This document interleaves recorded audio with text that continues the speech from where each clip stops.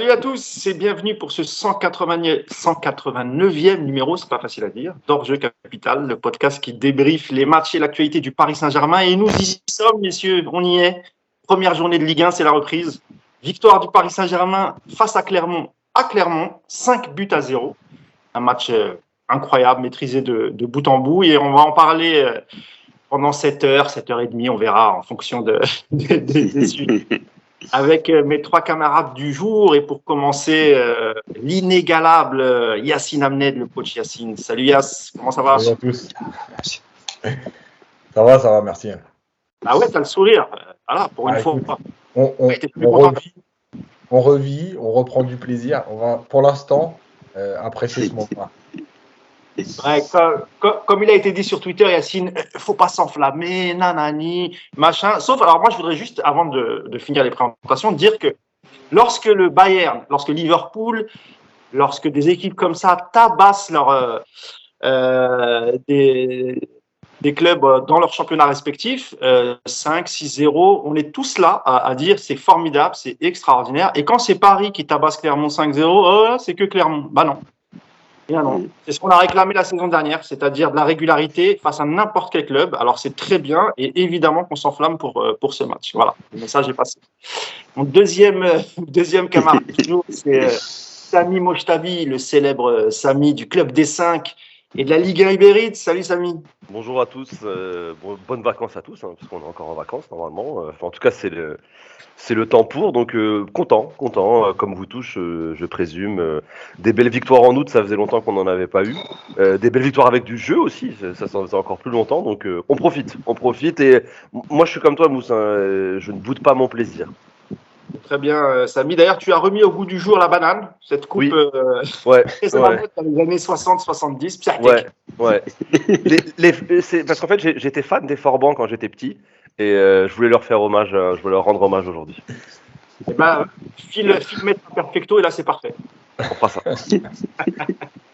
Et le troisième camarade du jour, c'est Jean-Baptiste Guégan, professeur d'histoire, spécialiste de géopolitique du sport et auteur du dernier livre dont il est l'auteur, c'est La République du foot, avec notre camarade Clément Pernias. Salut JB, comment ça va? Salut Mousse, salut tout le monde. Bah écoute, ça va bien. Hein. Je suis à Marseille, on a gagné, on a tabassé donc Clermont. J'ai vu le match à Marseille, j'ai kiffé à Marseille, chez l'ennemi, c'est beau, c'est magnifique. J'adore ces débuts de saison. On apprécie toujours les victoires en terre ennemie, ça c'est vrai. Ah là là, je me suis senti bien, léger. On va rentrer dans le vif du sujet, messieurs. Hein. On va débriefer cette rencontre qui a eu lieu samedi soir. Paris Saint-Germain face au Clermont Foot à Clermont. Victoire 5-0. Alors, dans l'ordre, les buts, Neymar, Messi, Marquinhos, Neymar et Messi, si je ne me trompe pas. Hein. C'est bien ça, Yacine. Hein. Je parle sous ton contrôle. Non, c'est Messi marque pas le deuxième, il marque à la fin. Le deuxième, c'est Hakimi le deuxième. Hakimi, Marquinhos le troisième. Voilà. Et les deux derniers. Ouais. C'est ça. 5-0 avec des stats incroyables pour Neymar. Alors déjà, faut souligner que Christophe Galtier a aligné une deuxième fois consécutive la même équipe. Alors, savez-vous, messieurs, depuis quand c'était pas arrivé? Je vous pose la question. Moi, je l'ai écrit, donc... Vas-y, dis-nous, Yacine. Décembre 2019. Exactement. Face à alors, il y a eu Nantes, je crois. Non. Alors, c'était face à... Alors, je l'ai noté, hein, je ne l'ai pas mis de mémoire. C'était à Saint-Étienne. Et ensuite, face à Amiens au Parc. Voilà. Et ça c'était depuis Mauricio, en fait. Donc, c'est sous Mauricio, c'est ça? Alors, sous Mauricio Pochettino, en 1 an et demi, ça n'est jamais arrivé. Voilà, c'est ça. Ouais. C'est étonnant quand même, tout ça. Bon, je dis rien. Hein.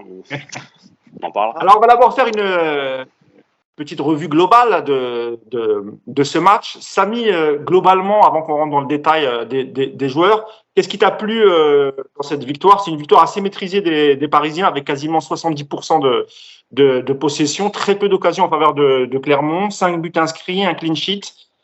Ça démarre bien, Samy? Ça démarre bien. C'est...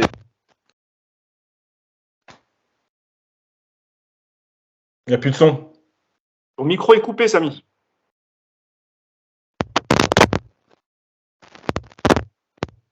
Non. pas. Alors, on te laisse régler ton problème de son. Je donne la parole à Jean-Baptiste. Eh ben écoute, moi ce que j'ai aimé, c'est d'avoir des sourires. Ensuite, une équipe qui court. Neymar qui court. Je pensais pas que c'était possible. Je pensais qu'il avait terminé moi sa carrière d'athlète. Messi, je vais pas dire retrouvé, mais en tout cas on a vu un Messi qu'on apprécie. Ils ont été efficaces. Ils ont joué ensemble. Ils ont passé la balle à Hakimi. Ça a joué avec 3 défenseurs derrière. Tout ce qu'on attendait depuis le début de Pochettino et qu'on n'a jamais eu. Et là, on a vraiment vu le potentiel de cette équipe. Et puis, je sais pas, une sorte de dynamique différente, un autre discours. Je pense que ça a dû ravir Yacine, mais quand tu entends Galtier parler, bah, tu sais au moins que tu as quelqu'un qui te parle un peu de foot et qui se fout pas de ta gueule.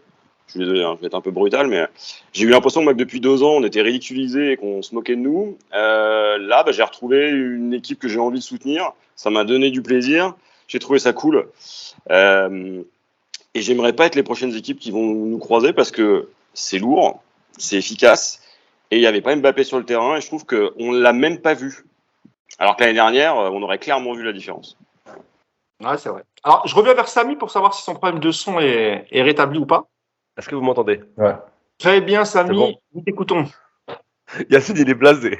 Non, Il m'a attendu 30 minutes. Ouais, c'est bon, t'entends là. non. Parce que je suis en train de réfléchir. Est-ce que je coupe la séquence justement Donc, oui, beaucoup de choses positives. Ça faisait très longtemps, comme je le disais en préambule, qu'on n'avait pas vécu ça, qu'on n'avait pas vu ça de la part du Paris Saint-Germain. Moi, je vais me concentrer sur une seule chose qui me marque, enfin, la chose qui me marque le plus depuis l'arrivée de Galtier, c'est l'envie des joueurs. C'est l'intensité qu'ils mettent dans les matchs, l'implication qu'ils mettent dans les matchs, parce que ça, en fait, c'est une chose qui est quand même assez primordiale dans le football moderne, c'est quand même très important. Et en tout cas, en Ligue 1, le Paris Saint-Germain ne le montrait quasiment plus.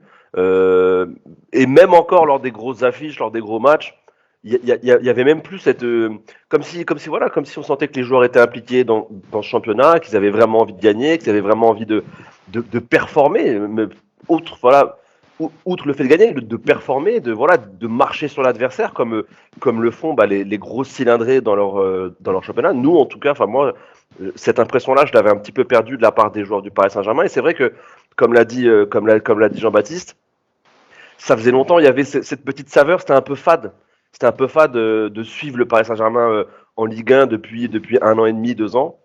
Tiens, bizarrement, ça correspond au moment où Pochettino était aux commandes du club. Mais c'est vrai que voilà, il y avait une perte de goût. Ça manquait de sel et de poivre. Et là, je trouve que si on peut prendre aussi les matchs de pré-saison plus le Trophée des Champions face à Nantes, je trouve que voilà, il y a quelque chose qui s'est créé ou pas. Peut-être que c'était déjà là et que voilà, peut-être c'était au niveau du management, mais en tout cas, sentir les joueurs concernés. Après, on va revenir sur le côté tactique, sur les performances individuelles, mais déjà rien que sentir les joueurs concernés, les joueurs heureux après avoir marqué, parce que même parfois ils marquaient, ils s'en foutaient, il n'y avait pas vraiment d'effusion, c'était allez, on passe à autre chose. On avait l'impression qu'ils avaient plus envie de sortir dans Paris et de faire des stories après match plutôt que d'être sur le terrain avec le maillot du Paris Saint-Germain. Et ben là, j'ai ressenti à nouveau cela de la part de l'effectif, et je ne vous cache pas, mes amis, que c'est très plaisant. Très bien, Samy. Je vais aussi poser la question à Yacine. Une petite stat, Yacine, avant de te lancer. Paris a remporté 7 de ses 8 derniers matchs d'ouverture d'une saison de Ligue 1. Ça devient une habitude, sauf que là, c'est victoire avec la manière. Une équipe cohérente, collective aussi. Ça fait longtemps qu'on n'avait pas vu ça. Tes remarques sur le match, Yacine? En fait, le truc, c'est que je vais rejoindre un peu tout le monde, et notamment Samy dans l'état d'esprit, parce que je crois que c'est vraiment l'élément qui est totalement différent de l'année dernière, pour rester que sur l'année dernière, où on avait l'impression que l'important, c'est les 3 points. C'était que ça, en fait. C'était même pas l'important, c'était en fait, il faut les 3 points, le reste, on a rien à foutre. Et là, on voit quand même une différence. La preuve, c'est que les 2 buts de Messi viennent plutôt tard dans le match. Ce qui veut dire que le PSG n'a pas arrêté de jouer. Et c'est aussi quelque chose de nouveau. Parce que d'habitude, à 2-0 déjà, c'était limite. Alors à 3-0, je te raconte pas que ça jouait plus du tout. Et le 3-0, Yacine arrive aux alentours de la 30e minute. C'est-à-dire qu'il reste encore 60 minutes à jouer. Hein. C'est ça, voilà. Et d'habitude, on sait que le match est terminé. il y a effectivement cette notion de plaisir. Voilà, on prend du plaisir, on reprend du plaisir à voir jouer le PSG sur 90 minutes. Il y a des séquences intéressantes, il y a une attitude. Euh, voilà, après moi, il y a une autre chose que j'ai noté, c'est le peu d'occasions subies, parce que l'année dernière, Paris gagnait. Mais rappelez-vous, on le disait, à chaque match, ils ont subi 18 tirs, ils ont subi 17 tirs, ils ont subi 8 occasions. Donnarumma a fait 6 arrêts, Navas a fait 5 arrêts. C'était trop pour une équipe comme le PSG. Et là, en fait, hier, à part en première période où il y a 2-3 séquences de Clermont qui sont plutôt intéressantes, et tu sens qu'il leur manque un peu de justesse technique pour arriver dans la surface. Mais malgré tout, tu ne subis plus d'occasion. Et ça, c'est hyper intéressant parce que c'était aussi ce qui te mettait en difficulté. Donc, ça veut dire qu'il se passe quelque chose dans l'état d'esprit, mais aussi dans la cohérence collective pour défendre. Et on a bien vu que Paris n'est pas tout le temps en contre-pressing, justement. Il y a des phases où ils y vont, mais il y a des phases où ils viennent se replacer, ils attendent et ils déclenchent à certains moments. Il y a eu donc une réflexion qui a amené au jeu et je trouve ça hyper intéressant. La dernière chose, c'est par rapport à ce qu'a dit JB sur Neymar. Juste, Neymar, je rappelle que. Alors, je voulais le corriger, Yacine, et puis j'ai oublié. Vas-y, je vois ce que tu veux dire. Ouais. Neymar a toujours couru. Alors après, il a mal couru. Il était énervant parce qu'il abusait des dribbles individuels. Mais dans les stats, il a toujours fait partie, même contre le Real et tout, il a toujours fait partie des 3 joueurs qui couraient le plus. Et en fait, tu vois, ça permet aussi juste vite fait de rebondir là-dessus. C'est aussi, quand tu analyses les joueurs, en fait, un joueur qui t'énerve, tu as parfois l'impression qu'il y a des choses qu'il ne fait pas.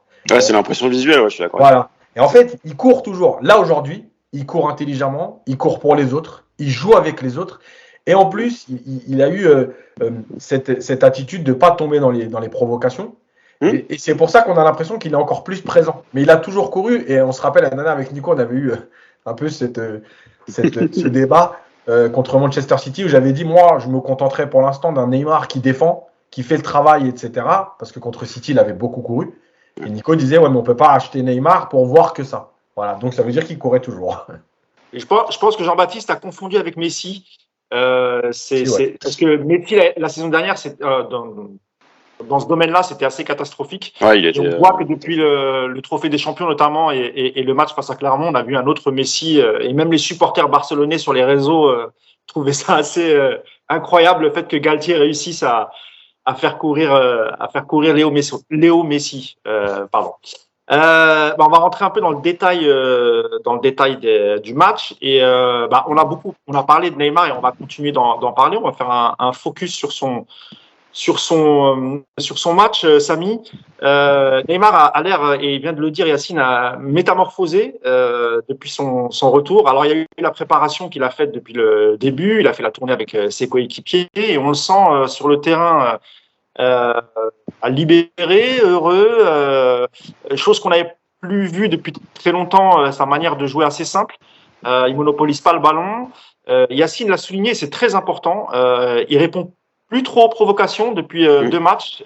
Il a subi beaucoup de fautes face à Nantes, pardon. Il en a encore subi face à Clermont, mais on note un changement de comportement, Samy, et on a l'impression que cette année, vraiment, il veut se focaliser sur le foot, sur son jeu, et comme aime à le répéter Yacine, il a respecté le jeu lors de ces 2 dernières confrontations, Samy. Non, clairement, il est maintenant impliqué. Tu l'as dit, ça faisait un moment quand même qu'on l'avait pas vu à ce niveau-là. Je pense que ça fait plaisir à tous les amoureux du foot, pardon, et pas seulement les fans du Paris Saint-Germain, parce que c'est un joueur qui a donné beaucoup de plaisir. C'est un joueur plaisir, et on va dire que cette notion-là avait quand même, on va dire, disparu de son jeu depuis quelques mois, si ce n'est même quelques saisons. Là, je trouve aussi que, alors, est-ce que ça correspond aussi bizarrement, je sais pas, avec aussi l'arrivée d'une certaine, pas une concurrence dans l'effectif, mais une concurrence dans l'esprit des dirigeants et aussi de l'entraîneur, parce qu'on sait que Ney a été sur la sellette durant l'intersaison et que je pense que c'est pas encore fini. Attention, hein, bon, normalement il devrait rester, mais voilà, c'est auparavant entendre que Neymar allait quitter le club, c'était impensable. Cette année, il y a une sorte un peu d'épée de Damoclès sur lui. Je pense aussi qu'il y a le fait qu'il y ait un mondial en novembre. Ça aussi, je pense que c'est une notion très très importante. Et c'est ça où et c'est ce qui va mesurer globalement mon discours jusqu'à l'après-Coupe du Monde. J'attends de voir l'après-Coupe du Monde, parce qu'on sait que cet événement-là, voilà, c'est ça aussi qui motive beaucoup de joueurs actuellement sur la planète foot. Donc voilà, il y a cette épée de Damoclès et la Coupe du Monde qui ont fait que maintenant on a un Neymar concentré et impliqué avec ce Paris Saint-Germain. Et donc oui, là, il a épuré son jeu, il porte beaucoup moins la balle, Yacine l'a très bien dit, il joue avec ses coéquipiers, il s'est rendu compte qu'il avait ses coéquipiers.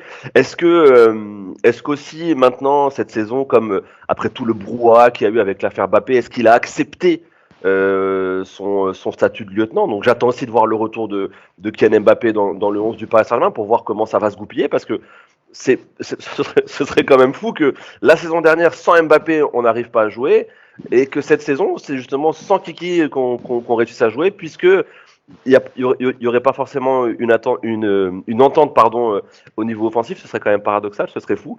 Espérons, parce qu'aujourd'hui, je suis pas sûr que si tu rajoutes Mbappé à ce 11, on jouera mieux, tu vois. On sait pas ce qui peut se passer, surtout avec le Paris Saint-Germain. Ils sont capables de nous surprendre, ils l'ont fait ces dernières saisons. Je suis sûr qu'ils pourraient nous sortir. Ça donnerait, du grain à moudre pour nous. Ce serait cool, on pourrait faire des analyses et plein de jeux de mots. Mais j'attends de voir. Donc oui, un Neymar impliqué, un Neymar qui on va dire, épuré son jeu. Il y a beaucoup moins de chichi. Tu l'as dit, il répond moins aux provocations. En fait, on a l'impression qu'il est là pour jouer au football. C'est juste ça en fait. Il a juste changé ça. Il joue au football. Il n'est pas venu pour se montrer. Il n'est pas venu pour faire des dribbles ou provoquer l'adversaire. Il est venu pour jouer au football. Il joue beaucoup avec Messi. C'est quand même très très obvious le fait qu'ils sont très amis, parfois même un peu trop, surtout sur le premier but de Messi, où vraiment, je pense qu'il peut pas faire plus pour faire marquer Messi. Hein. Franchement, limite, au pire, il lui met la balle vraiment dans son pied, mais il ne peut pas faire plus. Donc, disons que si c'était pas Messi, pas sûr qu'il soit aussi altruiste. Il l'aurait frappé tous les jours. Parce que vraiment, même moi, je m'attendais pas. C'est vraiment, il voulait faire marquer Messi. Mais tant mieux. Moi, je suis pas là. Tant mieux. Si ça bénéficie aux statistiques du Paris Saint-Germain, ça bénéficie au jeu de l'équipe, tant mieux. Maintenant, j'attends de voir. D'habitude, je suis très optimiste. Mais en fait, on a été trop déçus. On a trop souffert cette dernière saison. Donc voilà, je préfère attendre les prochaines échéances. Et c'est pour ça aussi que la Ligue des Champions, j'espère qu'on va tirer un gros, même peut-être plusieurs gros en poule, parce que ça permettrait de nous échelonner. Mais voilà, j'ai hâte de voir les premières grosses confrontations. Je veux voir ce Paris Saint-Germain dans le temps. Mais voilà, là, comme on l'a dit tout à l'heure, la hype est revenue et Neymar en est une des causes principales. Bon, c'est vrai qu'en off, Samy me disait qu'il était en dépression depuis 18 mois, qu'il prenait du Xanax. Oui. Et aujourd'hui, il est sevré, donc tout va bien. Depuis la signature de Christophe Galtier, Samy va mieux. Il est sorti de sa dépression et il est prêt à nous régaler avec ses analyses. Formidable, Samy. On t'embrasse. Courage, mon ami. Avant de revenir vers toi, Yacine, et parler un peu plus du positionnement de Neymar sur le terrain, j'avais une question pour toi, JB. On avait l'impression que Neymar, depuis l'avènement surtout de Kylian Mbappé et la signature de Messi, était un peu descendu dans la hiérarchie du marketing parisien. Il a longtemps été en haut de l'affiche et on l'a un peu perdu de vue à ce niveau-là. Et on avait même l'impression que le Paris Saint-Germain était agacé. Samy en a parlé, il était même prêt à s'en séparer. Et aujourd'hui, avec ce nouveau comportement, on a l'impression que Neymar peut revenir par son talent et par son jeu en haut de l'affiche. Ça aussi, c'est une bonne nouvelle pour l'image du Paris Saint-Germain, JB. La bonne nouvelle, c'est que déjà, on a un club avec une direction qui a été capable de faire passer des messages qui, a priori, ont été entendus. Que derrière, ça se répercute aussi. Et effectivement, tu as raison, hein, du point de vue marketing, on mettait davantage en avant Messi, parce qu'on a vu, lorsqu'on arrivait, l'impact que ça a eu en termes de suiveurs sur les réseaux, de déclenchement de partenariats, etc. Mbappé est devenu un joueur qui dépasse de très loin, qui a du championnat de France. Et tu voyais Neymar qui était derrière en disant « Zut, je suis venu ici pour être le meilleur, je suis venu ici pour être le premier à tête d'affiche, et puis maintenant, je me retrouve top 3. » C'est effectivement ça, quoi. C'est-à-dire qu'aujourd'hui, ce qu'on voit avec, je vais pas dire la transformation de Ney parce qu'il y a que 2 matchs, hein. Ouais. Mais le retour d'un joueur dont on espérait beaucoup plus sous Pochettino, ce qui est intéressant, c'est de voir que si ça continue comme ça va quand même valider beaucoup des discours qui ont été tenus il y a quelques semaines. et auxquelles honnêtement, hein, on croyait peu puisqu'on les avait déjà entendues. Les promesses, c'est toujours bien, mais quand elles se réalisent, c'est mieux. Là, Ney, c'est la belle promesse. Alors là, je suis d'accord avec Samy. Il y a l'horizon Coupe du Monde, ça change tout. On est sur un calendrier complètement différent. Dans moins de 4 mois, on est au Qatar, quoi. Et pour beaucoup de joueurs, ça va déterminer aussi leur pic de performance. Peut-être aussi que dans son clan, il y a une réflexion globale. Peut-être qu'à un moment donné, il avait besoin de souffler, de se préparer correctement et de se recentrer sur le football. C'est peut-être ça qui a donné ce profond changement. Peut-être qu'à un moment donné, ils se sont dit que s'il était plus capable de jouer au foot, tout le business autour s'écroulait. Peut-être qu'il y a eu cette réflexion globale.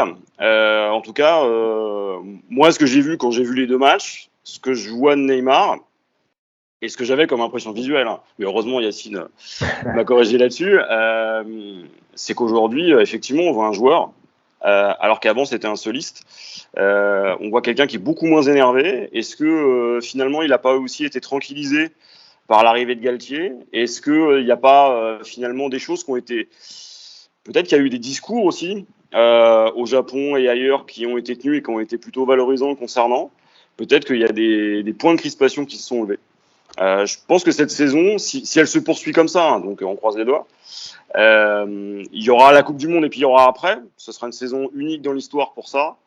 Mais en tout cas, ce qu'on commence à voir là, ça peut être sympa. Si ça se poursuit, ça veut dire qu'on aura peut-être enfin réussi à changer finalement ce qui nous pourrissait la vie depuis quelques années, a fortiori sous Mauricio. Très bien, merci JB. Yacine, avant de te lancer, une petite stat sur Neymar. Neymar a été décisif 9 matchs consécutifs, toutes compétitions confondues avec Paris. 11 buts, 6 passes décisives, soit sa plus longue série depuis décembre 2019, février 2020. Il a mis en tout, il a été décisif 17 fois lors des 9 derniers matchs, Yacine. Donc, on inclut aussi la fin de saison dernière. Et c'est vrai que sur le terrain, t'en parlais dans ton papier d'après-match, t'as apprécié son rôle sur le terrain. Il était un peu partout, hein. Il décrochait pendant que Sarabia plongeait. Il a eu beaucoup de complicité avec Messi, mais ça c'est normal. Comment tu qualifierais son match? Tu dirais que c'est un match parfait ou au vu de l'adversité, on va se détendre un peu et on va attendre une confrontation un peu plus difficile, on va dire. On est toujours obligé d'attendre un peu plus parce que malgré tout, c'est dans les gros matchs aussi qu'on les attend, ces joueurs. Maintenant, ce qui est sûr, c'est qu'on avait presque plus l'habitude de voir un PSG et un Neymar, en fait, performant 90 minutes contre ce type d'équipe. Même si les gens vont me dire, oui, mais l'année dernière, rappelle-toi, il y a eu 6-1, mais moi, je me rappelle du match de l'année dernière. Oui, il y a eu 6-1, mais il y a eu 6-1 en fin de rencontre où ça se débloque. Bref, il y a des circonstances et le match n'est pas bon sur la durée. Donc ça, c'est une première chose. La deuxième chose, c'est que je pense qu'il y a un truc sur lequel je vais insister déjà en dehors de son rôle, c'est en fait le cadre. Et je vais répéter ce que j'ai dit 1 milliard de fois ici. Les joueurs, ce sont des enfants. Et contrairement à ce qu'on croit, dire à un Neymar, tu es libre de tout parce que tu es le meilleur et tu as le droit de faire comme tu as envie, en fait, c'est lui mettre une balle dans le pied. C'est pas lui rendre service. Ces joueurs-là, ils ont besoin d'un cadre. Et moi, ce que j'ai l'impression aujourd'hui, c'est plutôt... encore une fois, je ne suis pas dans le vestiaire. Hein. Moi, ce que je ressens aujourd'hui, c'est plutôt l'idée de dire, si je m'imaginais le dialogue qu'il y a eu, c'est, voilà, écoute, tu vas nous apporter... Il n'y a qu'avec un grand Neymar que Paris passera un cap. Parce que je rappelle quand même que ce joueur, s'il a pu décider de jouer au foot régulièrement, c'est quand même un joueur extraordinaire. C'est-à-dire qu'il sait tout faire. Il a du volume de jeu en plus. Il sait défendre, etc. Et en fait, moi, si j'imaginais donc ce discours, c'est voilà, t'es un joueur exceptionnel, on a besoin de toi. Maintenant, tu ne peux pas être là et faire comme tu as envie et jouer ton match dans tout. Donc, le cadre, comme ça, si tu te tiens au cadre, tu auras la liberté, comme on l'a vu d'ailleurs, et quand on va venir à son rôle, c'est décrochage. Des fois, il est plus haut, des fois, il est plus bas, des fois, il vient organiser le jeu, des fois, il vient le terminer, il prend la profondeur. Il y a le cadre. Après, dans ce cadre, il y a des libertés. Et tu dois d'abord respecter ce cadre. Et en fait, c'est tout être humain. Regardez, mais encore une fois, hein, parce que voilà, il y a des jeunes qui nous écoutent, ils ne vont pas le comprendre. Mais quand tu as des enfants, si tu leur dis tu rentres à l'heure que tu veux, il n'y a pas d'enfants qui rentrent à 17h30 tranquillement et qui te disent ouais, t'as vu, je suis rentré à l'heure. Ça n'existe pas. Tu dis je rentre à l'heure que je veux, ils rentrent à 20h30. Voilà. Quand tu leur dis tu rentres à 19h, Ah oui, il rentre à 19h, donc il se débrouille pour rentrer à 19h. Et là, c'est pareil. Le cadre, il est hyper important parce que je rappelle quand même que ce sont des groupes de joueurs de 23, 24, 26 joueurs avec des égos, avec une ambition personnelle. Tu peux pas dire à tout le monde, tu es libre. Voilà, vous êtes libre. Je vous fais confiance, ça n'existe pas. Ça. Et je pense que pour l'instant, il profite de ce cadre. Avec tous les éléments dont vous avez parlé, la Coupe du Monde qui arrive dans moins de 3 mois. Donc, il sait qu'il n'y a pas. Là, il n'y a pas comme d'habitude 3 semaines de préparation avant la Coupe du Monde. Ils peuvent se permettre de me jouer en marchant le dernier mois de compétition à la fin de saison pour dire de toute façon, j'ai 3 semaines pour me remettre dedans. On va bien travailler et je vais arriver au top à la Coupe du Monde. Là, il n'y a pas. C'est-à-dire que c'est maintenant que tu te prépares pour la Coupe du Monde. Donc voilà. Et puis, la dernière chose, évidemment, c'est son état d'esprit. Maintenant, dans son rôle, moi, je trouve qu'il a parfaitement compris parce qu'encore une fois, c'est un super joueur et qu'en vrai, tactiquement aussi, il est très intelligent. En fait, il a compris son rôle. On le voit sur certaines actions où il demande dans la profondeur, ce qu'il faisait de moins en moins. Il aime bien venir décrocher, demander le ballon dans les pieds, perdre du temps. On le voit jouer en 1 ou 2 touches de balle. Sur les deux, alors je crois que ce sont les 2 derniers buts, c'est lui qui vient intercepter le ballon et qui est au départ de l'action. C'est-à-dire que non seulement il vient défendre, il défend intelligemment puisqu'il récupère les ballons, mais dans sa manière de jouer vers l'avant, et on en avait parlé la semaine dernière et la semaine d'avant sur le match de préparation, il y a cette volonté, j'avais dit sûrement de Galtier, de dire à la récup, première idée, on essaye d'aller très vite vers l'avant. Si on ne peut pas, on repart dans une phase de conservation. Et si vous regardez le but avec Messi, c'est lui qui récupère le ballon et il va tout de suite chercher vers l'avant et il continue sa course vers l'avant. Du coup, il se retrouve dans la surface. Et effectivement, là je rejoins Samy, il peut finir 10 fois sur 10. Mais comme Messi n'a pas encore marqué, il fait son temps d'arrêt et il attend de donner à Messi pour lui dire bon, il faut que tu marques aussi, quoi. Juste une question, Yacine, sur le but d'Hakimi. Est-ce que Neymar fait volontairement la passe à Hakimi ou la passe est un peu ratée et en vérité, il voulait plus la remettre à Messi? Parce que on parle de passe décisive. Oui, c'est une passe décisive, mais j'ai l'impression quand même qu'il a voulu la remettre à Messi et qu'en fait, Hakimi, tu en as souvent parlé, il arrive de loin, il est lancé et qu'Hakimi, dans sa tête, il se dit quoi qu'il arrive, je vais prendre le ballon et je vais marquer. Il a la chance que la passe soit un peu ratée et qu'elle lui arrive dans les pieds. Mais on est d'accord que c'était je pense que le ballon est donné un peu fort. Ouais. Parce que si vous regardez le moment où Neymar le donne, Hakimi, il est encore derrière le défenseur. Ça. Et c'est le fait que le ballon soit donné un peu fort. Là, Hakimi, il passe la seconde. Et franchement, je sais pas non, mais il faut revoir l'image parce qu'il est derrière le défenseur. Oui. Sur 5 mètres, il lui met 3 mètres. C'est extraordinaire. Et effectivement, je te rejoins aussi. Après, quand il a fait son contrôle, dans sa tête, il n'y a pas de passe, il n'y a rien. Il est parti pour finir. D'ailleurs, quand tu vois la frappe qu'il met, il avait pris sa décision au moment du contrôle.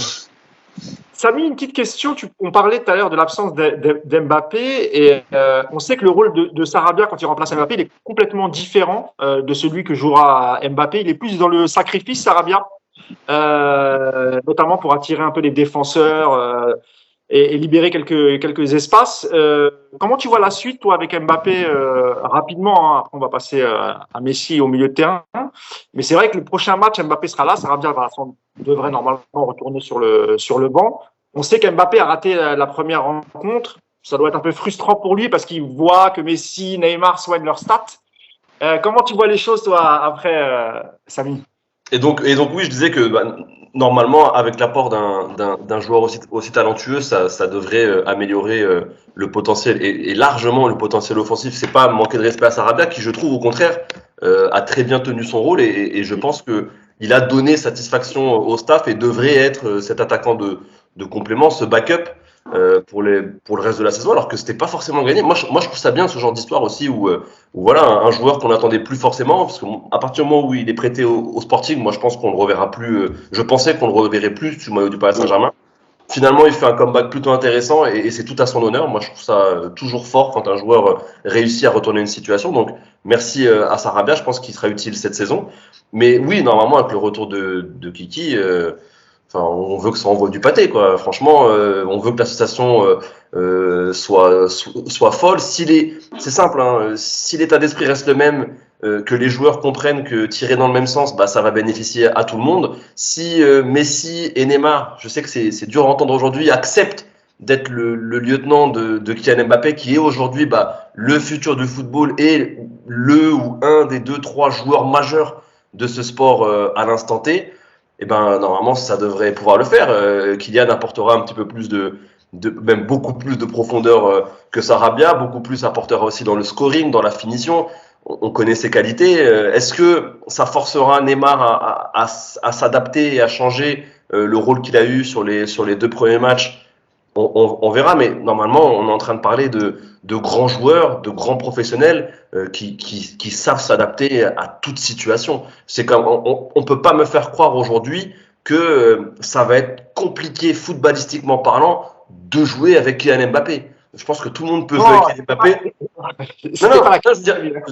Non, c'est juste qu'on sait très bien que si ça ne fonctionne pas, ce sera juste dans la tête. Ce ne sera pas une question de football, de profil, qu'on ne vienne pas me parler de ça. Tout le monde peut s'adapter à Kylian Mbappé et Kylian Mbappé peut s'adapter à tout le monde. Quand on est un grand joueur, voilà, on a les connaissances tactiques, on a un petit peu tout le bagage pour réussir cela. Donc voilà, j'espère juste en fait, il faut juste que l'entente soit parfaite, soit cordiale et que chacun reconnaisse sa place. Et je pense que tout ira bien. Mais c'est ça aussi le plus dur à faire en fait. C'est vrai que JB, avec le retour de Kylian Mbappé, Christophe Galtier, qui, dans son idée de jeu, souhaite jouer assez rapidement, ça va lui donner une solution de plus.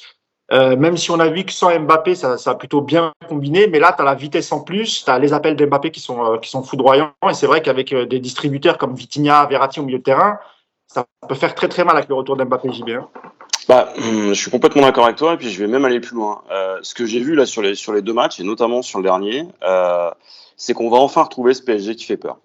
C'est-à-dire que ce qu'on avait à l'époque de Laurent Blanc, tu savais que quand tu commençais le match, tu étais là pour littéralement impressionner l'adversaire et à un moment donné, tu avais déjà le match gagné dès que tu alignais ton 11 type. Et j'ai l'impression qu'avec Mbappé, tu auras ça. C'est-à-dire que là, non seulement tu as une palette offensive qui est probablement la plus impressionnante du championnat et l'une des plus belles d'Europe. Quand tu vois le niveau des deux sans Mbappé, on n'a pas parlé d'Mbappé pendant tout le match. Alors que on s'attendait peut-être à ce que ce soit moins performant. Là, tu imagines les 3 alignés, la prochaine équipe qui aura les 3 alignés légèrement en forme. Les gars sont dans un sprint en vue de la Coupe du Monde pour être au top. Je pense que ça va en faire flipper quelques-uns. Et l'aspect psychologique va jouer d'autant plus que tu vas retrouver une armada qui sait qu'elle est capable de performer. Et je pense que ça va énormément jouer aussi en faveur de la triplette. C'est-à-dire que les mecs vont tout de suite être sur le reculoir. Ils vont donc laisser de l'espace. Et ça va être très, très intéressant à jouer. Ça, c'est ça qui m'a plu, moi, vraiment. Je me suis dit, mais si on est capable de retrouver avec les milieux qu'on a, la capacité à échanger, perforer les défenses, passer, être aussi rapide dans les phases où on récupère le ballon, dans les phases de transition, qu'est-ce que ça va donner quand les 3 seront ensemble, quoi. Et là, j'aimerais pas être défenseur en face. Yacine, pareil, hein, avant d'attaquer le sujet Messi, le retour de Kylian Mbappé le week-end prochain, normalement, hein, enfin, je pense qu'il devrait revenir. C'était plus une précaution de la part de Christophe Galtier, qui a dit que si c'était un match très important, probablement qu'il aurait été dans le groupe. Donc, c'est vraiment de la précaution pour Mbappé. Le retour de Mbappé va changer quand même pas mal les choses, et notamment dans la vitesse, Yacine. Ouais, après, moi, je continue de dire ce que je dis depuis 2 matchs. Est-ce que les 3 ensemble, il n'y en aura pas un de trop? Voilà, Johan Cruyff, il disait quand il était à Barcelone, il ne peut pas y avoir 2 coqs dans la basse-cour. Le PSG, ils ont décidé d'en avoir 3. Eux. Donc, tu imagines bien que ça va être un problème. C'est toujours pareil, c'est-à-dire que c'est là aussi où on va voir le travail de Campos et Galtier dans l'état d'esprit global du groupe. Est-ce que si Kylian rentre sur le terrain en disant je rattrape le temps perdu, je vais montrer que je suis encore au-dessus, etc., bah, en fait, on retombera dans les travers qu'on a déjà vus. Maintenant, si réellement ce nouveau staff, cette nouvelle direction a pris le pouvoir, entre guillemets, en imposant des choses, bah, il devra se plier à ce qui se fait avec les autres. Parce que, je répète, moi, la même chose à chaque fois. Le truc, c'est pas de dire est-ce qu'on a le meilleur joueur, etc. C'est est-ce qu'on a les meilleures associations? Est-ce qu'il y a des joueurs qui t'apportent? Évidemment que si je dois choisir, là, comme ça, de façon brutale, entre Sarabia et Mbappé, il n'y a pas photo. Mais peut-être que sur les 4 prochains matchs, on se dira, bah tiens, il faut en enlever un parce qu'en fait, les 3 ensemble, Mbappé, Messi, Neymar, soit ils vont trop se chercher comme on l'a déjà vu au début de préparation, soit il y en a un qui ne va pas faire forcément les appels pour libérer des espaces, parce que libérer des espaces, c'est faire des appels en sachant pratiquement 9 fois sur 10, tu ne vas pas recevoir le ballon. Ces mecs-là, voilà. Ces mecs-là, ils font quand même des appels pour recevoir le ballon parce qu'il y a aussi leur stats qui comptent. Donc, faire des appels pour ouvrir le champ à Messi pour que lui marque, ouais, j'ai un doute là-dessus. Et c'est là aussi le travail du staff. Parce que c'est lui qui doit emmener le groupe à travailler collectivement dans cet état d'esprit-là.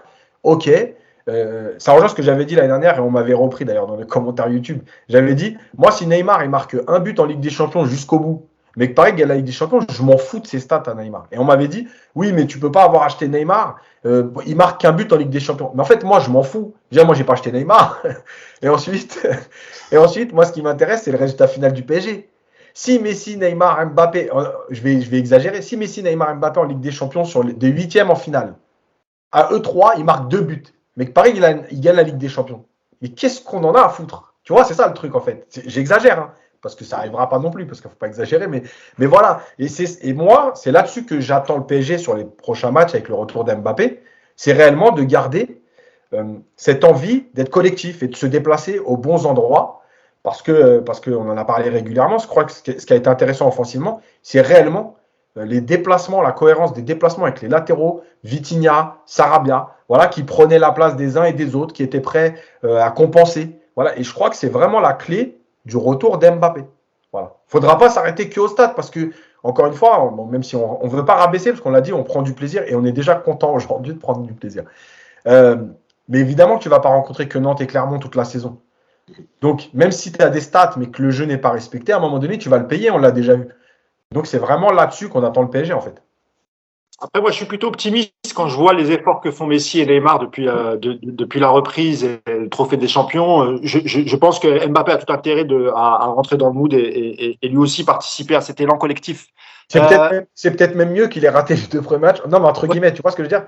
Parce que s'ils avaient commencé les 3, enfin, tu vois, le résultat, là, il les a vus jouer et en fait, tout le monde a respecté.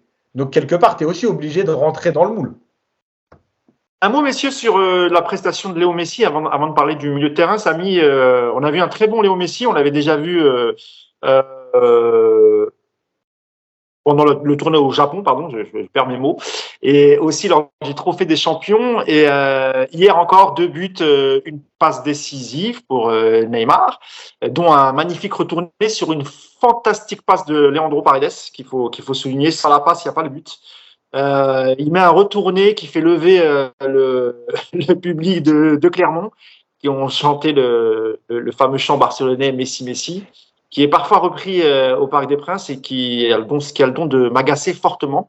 Parce que c'est un chant barcelonais, c'est pas un chant parisien. Donc voilà. Heureusement, ça vient pas du collectif Ultra Paris, évidemment. Ça vient plutôt des tribunes latérales, mais c'est très énervant. Tribune touristique. Bref, Samy, le match de Messi, pareil, on est plutôt optimiste comparé à la saison dernière et la saison qu'il a faite. On a l'impression que lui aussi est métamorphosé. Il a eu du repos, il a fait une bonne préparation. On le voit même récupérer des ballons, chose inédite. Qu'est-ce que tu as pensé de son match, toi, Samy?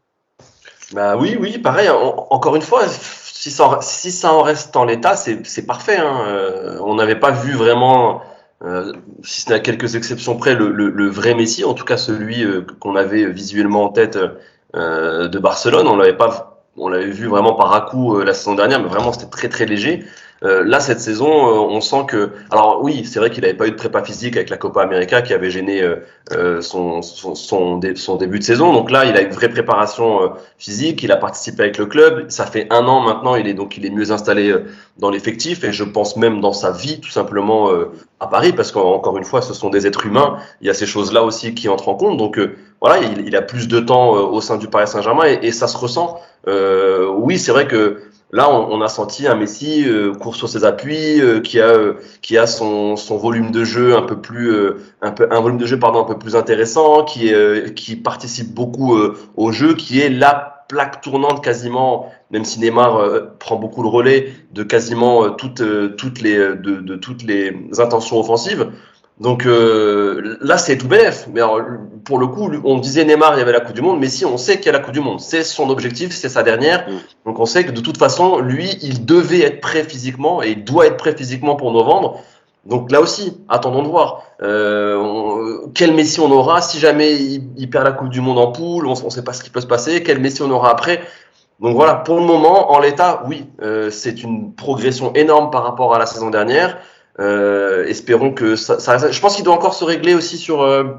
Je trouve qu'il est. Alors je sais pas pour vous, mais je trouve qu'il est moins clinique, moins chirurgical dans ses frappes qu'il ne l'était à Barcelone. Alors je sais pas si c'est l'ère de la France qui lui fait ça, mais j'avais déjà, je trouvais que la saison dernière c'était plus compliqué. À part le but contre City où c'était magnifique. Je trouve qu'il voilà dans son petit enroulé du gauche qui généralement faisait mouche au moins une fois sur 3 ou presque une fois sur 2 avec Barcelone, avec le Paris Saint-Germain, c'était plus compliqué. Donc peut-être un step-up dans la finition. Bon, bah là, il marque 2 buts. Donc je trouve que s'il réussit à régler ça, on pourrait avoir un Messi record. Parce qu'il marque combien de buts la saison dernière? 4, 5? Ouais, 5, je crois, en Ligue 1. Il a plus de passes décisives que de buts marqués, il me semble. Ouais, on parle quand même d'un mec qui mettait des 40-50 buts en Liga. Il vient en Ligue 1, il en met 4, ça la foutait mal. Bon, même si on disait ça, on se faisait quand même insulter. Mais là, j'espère qu'on verra. Moi, ce que j'ai trouvé énorme, c'est que j'ai vu des débats sur Internet où des mecs, on est quand même d'accord que c'est pas une passe D sur Neymar, le premier but. Il la rate, il veut la contrôler.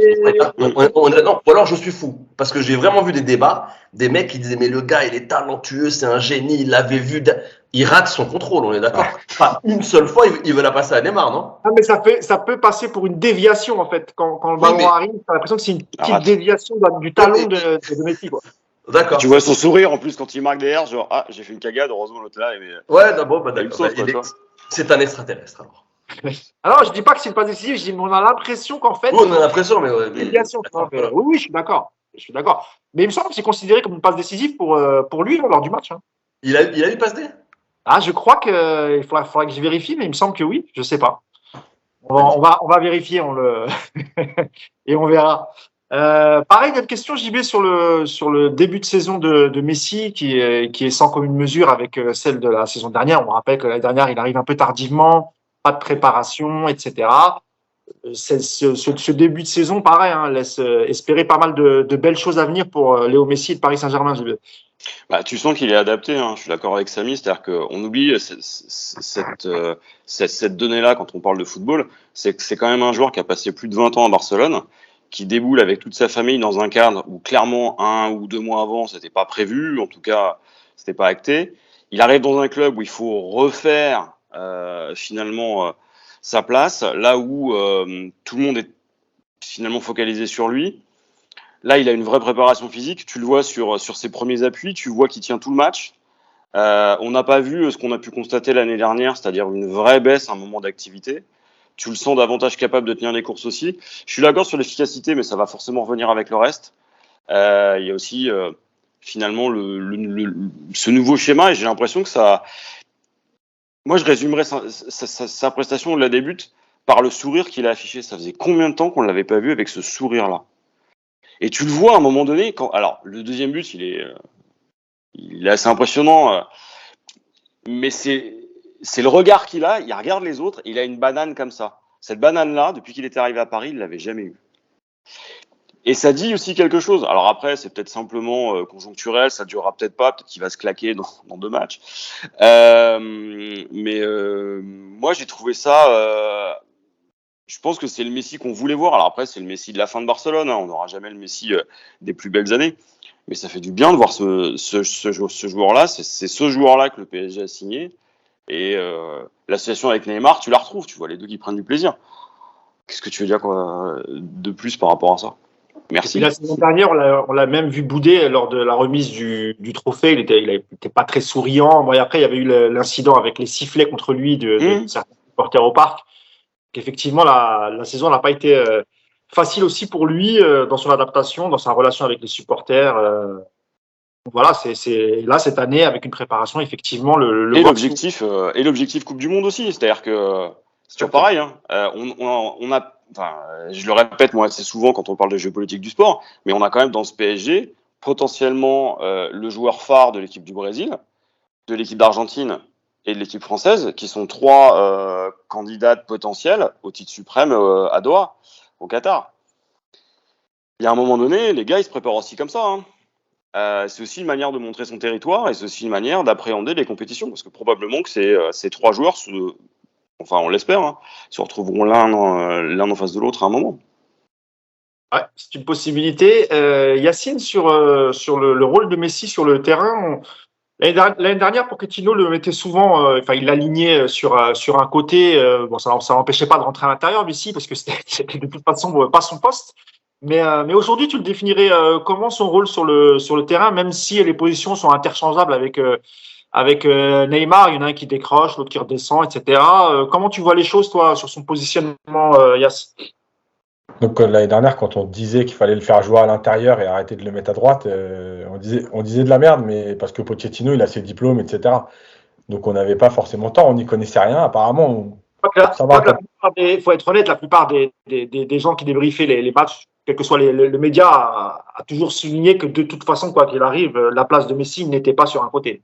Il n'y a que lui qui ne l'a pas vu. Il n'y a que lui qui ne l'a pas vu. Elle n'y est plus depuis un moment.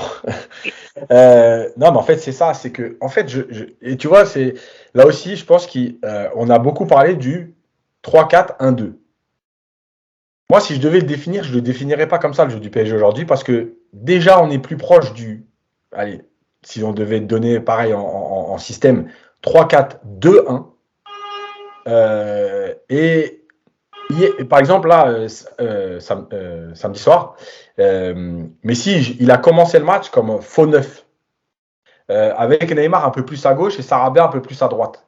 Et encore une fois, pas comme des ailiers.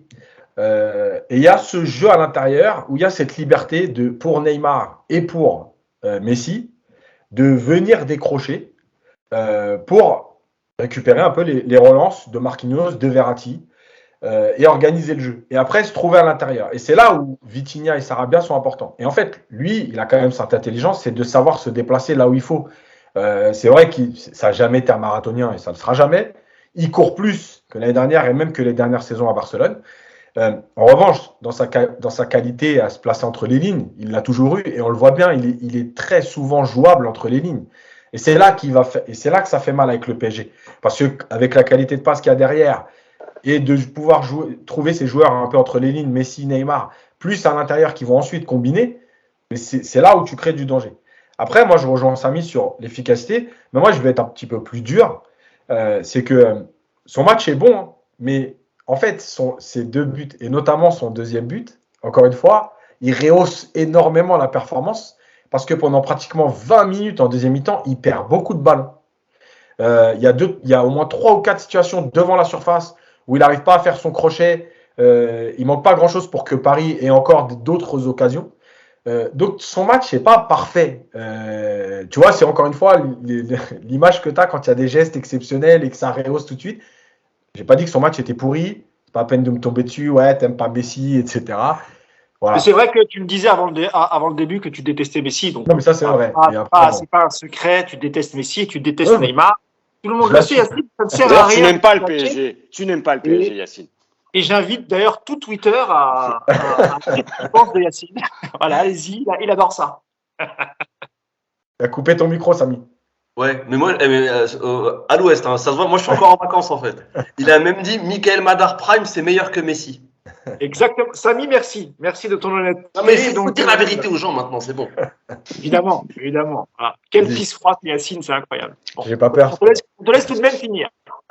Non, mais voilà. Donc, quand il aura en fait retrouvé cette justesse, mais tu sais, là on parle de préparation athlétique. Il ne faut pas oublier que même si Gatti a dit que les joueurs avaient respecté le pré-programme avant de revenir, ils en sont qu'à 4 semaines de préparation.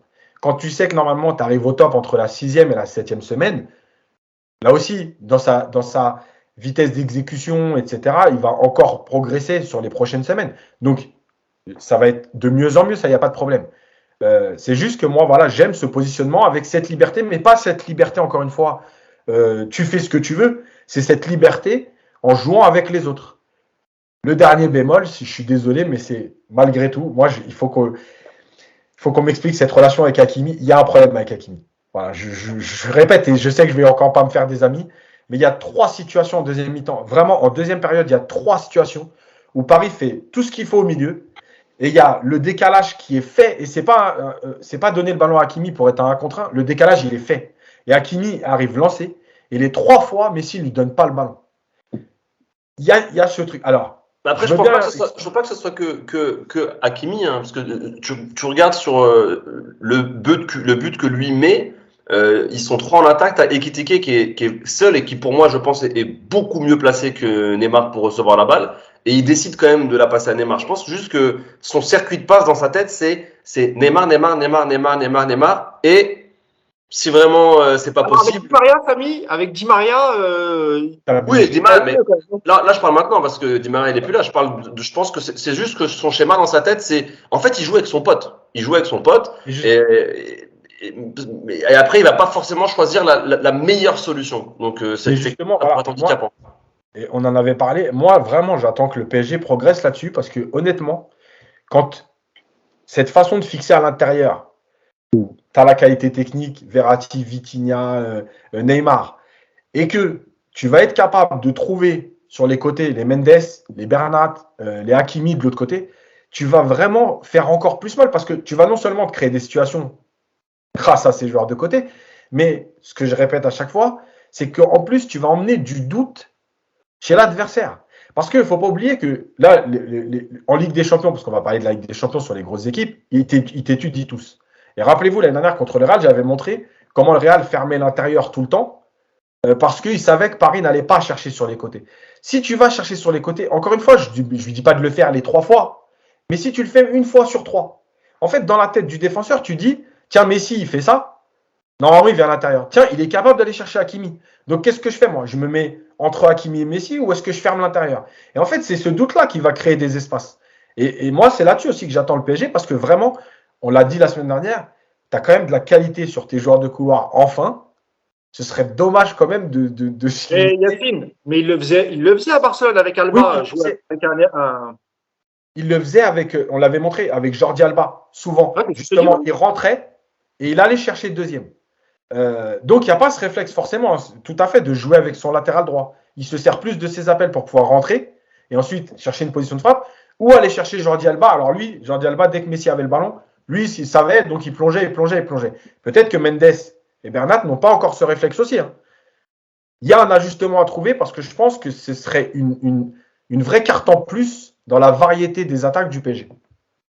Une dernière stat sur Messi, je voulais vous dire que Neymar a reçu toute compétition confondue de la part de Messi 23 passes décisives, quel que soit le club, entre Barcelone et le Paris Saint-Germain. Donc Messi est celui qui a fait le plus de passes décisives à Neymar, devant Luis Suarez, 21, et Kylian Mbappé, 20. Voilà, c'était juste pour finir sur Messi. Encore un mot sur Messi ou on passe au sujet suivant? Eh ben, on va enchaîner sur le milieu de terrain. Ça aura une incidence aussi sur le jeu de Lionel Messi avec la nouvelle paire, le nouveau double pivot Samy Vitinha Verratti qui ont encore fait un match incroyable. Honnêtement, dans la récupération, la vision de jeu. Vitinha, c'est un milieu de terrain qui est toujours en mouvement, qui est toujours en train de proposer. Ça faisait longtemps qu'on n'avait pas vu ça. Quand tu regardais les matchs d'Herrera, par exemple, ou dans une moindre mesure Gana Gueye, là, tu te mouilles la nuque.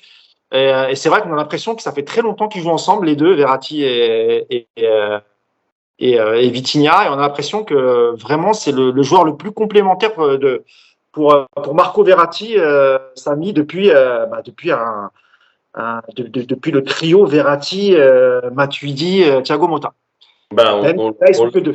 On l'avait dit la dernière fois quand on avait traité de Vitinha, c'est exactement ce que j'avais dit que c'était le meilleur milieu que le Paris avait recruté depuis 10 ans. Facile. Pas surpris. Après, je préfère le mec qui se la raconte, mais j'aime bien le FC Porto. Je suis pas mal Porto. Je connaissais déjà Vitinha. J'étais convaincu de son adaptation. C'est un joueur de football.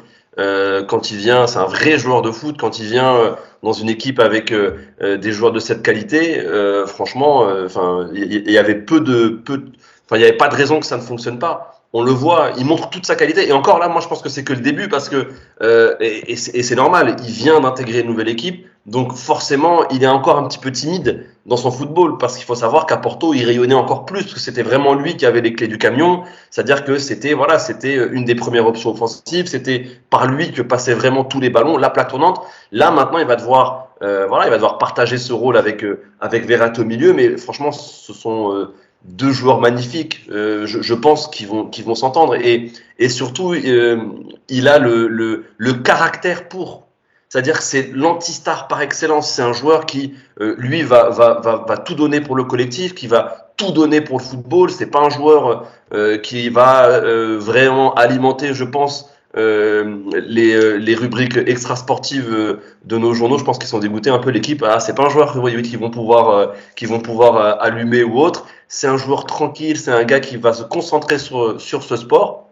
Et on avait besoin de ça au Paris Saint-Germain, des vrais bons joueurs de foot. Ce qu'est aussi Fabien Ruiz, qu'on évoquera tout à l'heure, c'est vraiment des anti-stars. Ce sont des gens qu'on prend vraiment pour jouer au foot, qu'on prend pas pour le marketing, qu'on prend pas pour l'image, même si potentiellement... Je te coupe rapidement, Samy, c'était aussi le cas d'Ander Herrera, de joueurs comme Danilo Pereira, comme Idrissa Gueye. Après... Alors, je vais juste revenir sur Gueye, parce que tout à l'heure, on va croire que c'est une critique. Évidemment que le rôle de Gueye au milieu de terrain, ce sera pas celui qui va orienter le jeu, etc. Ils l'ont pas pris pour ça, et on connaît les qualités d'Idrissa Gueye comme celles de Danilo Pereira. Donc, c'était pas parce que la dernière fois, on a parlé de Gueye et les gens ont cru qu'on lui tombait dessus. Pas du tout. On sait que le rôle de Gueye, techniquement, c'est pas Vitinha, c'est pas Verratti. Il a d'autres qualités au milieu de terrain. Malheureusement, ce ne sont pas celles-ci. Ça reste un très bon joueur. Et lui aussi avait été recruté, comme tu le dis, Samy, hein, le côté un peu guerrier, comme Herrera, comme Danilo Pereira. Ouais, mais c'est là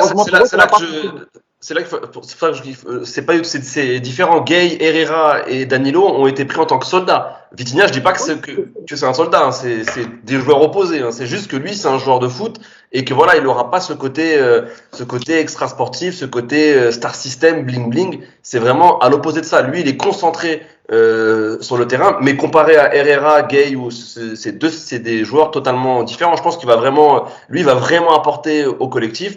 Et je pense que après, on verra, mais je pense que dans quelques matchs, si ce n'est déjà le cas, ce sera un des premiers noms que va coucher Christophe Galtier sur sa feuille de match. Merci Samy. Jean-Baptiste, sur le double pivot Verratti-Vitinha, notamment sur Vitinha, parce que lui, c'est son deuxième match officiel avec le Paris Saint-Germain. On a vu quand même de très belles qualités, que ce soit des qualités de passe. Encore une fois, c'est un joueur qui est toujours en mouvement, qui propose toujours, qui laisse pas les joueurs en galère, qui ne se cache pas, comme dirait l'ami Yacine. Et en plus, ça correspond à ce que disait le président Nasser, cette politique de recrutement un peu anti-bling-bling, ce que vient de dire Samy. Est-ce que toi aussi, t'es plutôt satisfait de la prestation de Vitinha depuis qu'il a signé au PSG? Bah, ce qu'on est en train de voir avec le W, Verratti Vitinha, c'est ce qu'on n'avait pas depuis très longtemps, et c'est ce qu'on espérait depuis très longtemps. Sa capacité à monter la balle, sa capacité à les lancer, t'as l'impression que c'est deux demi d'ouverture. C'est assez impressionnant. Ouais. Je m'attendais pas à ça. Je m'attendais pas à ce qu'il soit bon tout de suite comme ça. Moi, je le connaissais pas, hein, contrairement à Samy. Et c'est pas un joueur que j'ai suivi. Et le voir jouer, alors, ouais, moi, ça donne envie de voir ce que ça va donner. Après, je sais pas ce que ça donne face à des milieux beaucoup plus denses, beaucoup plus athlétiques, notamment en Ligue des Champions. Je sais pas ce que ça vaut. Je pense que Yacine a sûrement plus d'arguments là-dessus. Je sais pas si physiquement, c'est quelqu'un qui est capable de subir une pression forte. Et s'il a déjà joué à ce niveau-là d'exigence. Après, quand on voit les compétences et les qualités qu'il a, évidemment qu'il va s'adapter, qu'il va encore gagner en qualité. Je ne sais pas si dans le combat physique, il est capable de... C'est une vraie question, je ne sais pas. Je me la suis posée en regardant le match, il n'y avait pas suffisamment d'opposition en face. Je ne sais pas si c'est quelqu'un qui peut sortir de ça, je ne sais pas.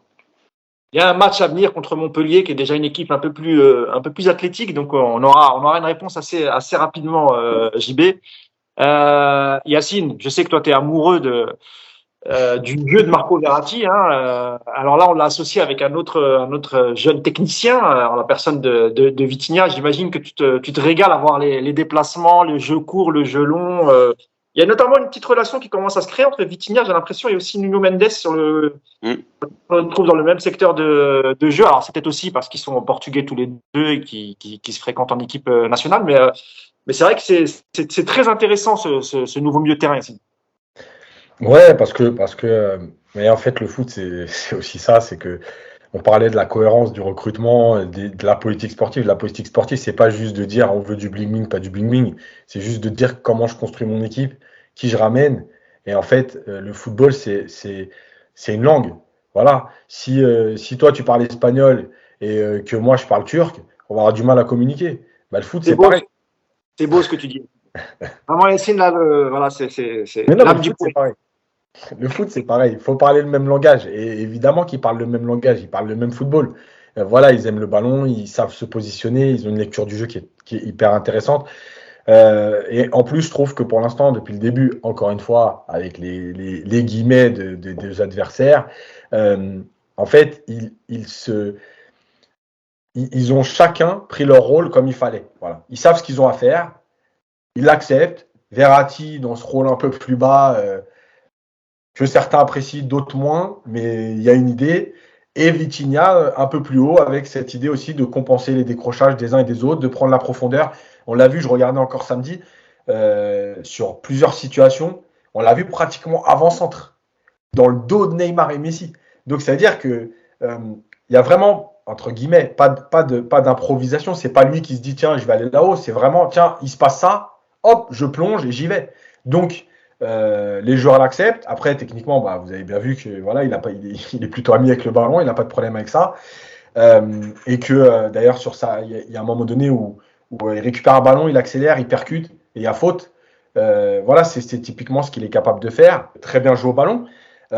Et en fait, moi, ce qui m'intéresse vraiment aujourd'hui de ce qui est en train de se passer, c'est la cohérence de ce qu'on demande aux joueurs. Voilà. Tu disais tout à l'heure, Gay, il va pas organiser le jeu.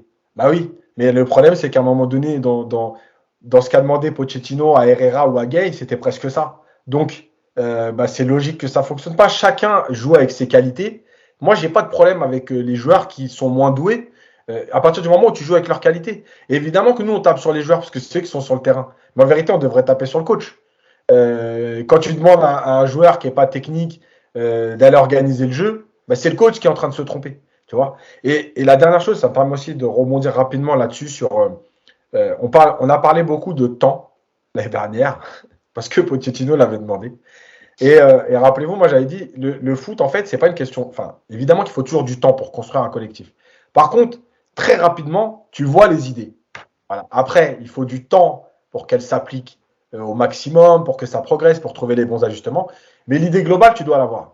Donc le temps, c'est gentil, ça c'est l'argument des faibles, entre guillemets, de dire, ah, il me faut toujours du temps, il nous faudrait toujours du temps. En tout cas, là, depuis un mois, je suis désolé, ça fait 4 semaines que Galtier travaille. Les idées, tu les vois. Encore une fois, on peut reprendre Verratti. Il y a des gens qui apprécieront le rôle que lui demande Galtier aujourd'hui. Il y en a qui diront il est trop bas, on le préfère plus haut. Ça, c'est des goûts. Mais dans l'idée de jeu global, on voit où Galtier veut aller. Et c'est ça qui est intéressant. Ça veut dire qu'au moins, il y a une trame. Et après, de cette trame, on va essayer de progresser, peut-être d'ajuster suivant l'adversaire. Mais en tout cas, on voit déjà quelque chose au bout d'un mois. Voilà. Et c'est ça qu'on a beaucoup reproché à Pochettino. C'est trop facile de se cacher derrière le temps. Mais en fait, la ligne directrice, on ne l'a jamais vue. On savait... et la dernière chose, c'est qu'on ne savait pas l'année dernière si le PSG était une équipe de. Vous vous rappelez, on en a dit souvent. Est-ce que c'est une équipe de compte? Est-ce que c'est une équipe de possession? Et bien, tu vois, avec Galtier, on pourrait dire la même chose, sauf que je pense que l'idée, c'est de savoir faire les deux. Au moment de la récupération, d'être une équipe de contre, parce que samedi, il y a, le but de Hakimi, c'est un contre. Donc, c'est première idée, on peut être une équipe de transition, mais si on ne peut pas jouer tout de suite vers l'avant, on peut être aussi une équipe de possession. Tu vois, c'est pas opposé, c'est pas ou l'un ou l'autre, c'est d'être capable de faire les deux. Et dans l'idée de Galtier aujourd'hui. Il y a eu plusieurs phases sur les buts du PSG. Hein. Tu as eu l'action construite, tu as eu le contre foudroyant, le but sur coup de pied arrêté tête de Marquinhos. Donc effectivement, on a vu une palette assez large, des choses qu'on ne voyait pas la saison dernière. Et pour finir sur le temps, j'ai envie de paraphraser le grand Thierry Henry. Hein. Le temps n'a pas le temps pour le temps. C'est tout, c'est plus simple comme ça, Yacine. Voilà. Vas-y, Samy, avec plaisir. Ça fait une demi-heure qu'on comprend plus, donc vas-y. Vitinha, j'ai cru entendre une certaine défiance par rapport au fait qu'il qu'il n'a pas encore affronté de gros milieux. Il s'est quand même coltiné l'Atlético, Liverpool et Milan AC la saison dernière en poule avec Porto et il n'avait pas été dégueulasse. Il a été titulaire sur la deuxième partie de phase de poule parce que à la base il partait pas titulaire la saison dernière. C'était, il me semble, que c'était Uribe et Gruzic qui étaient titulaires à Porto dans l'entrejeu.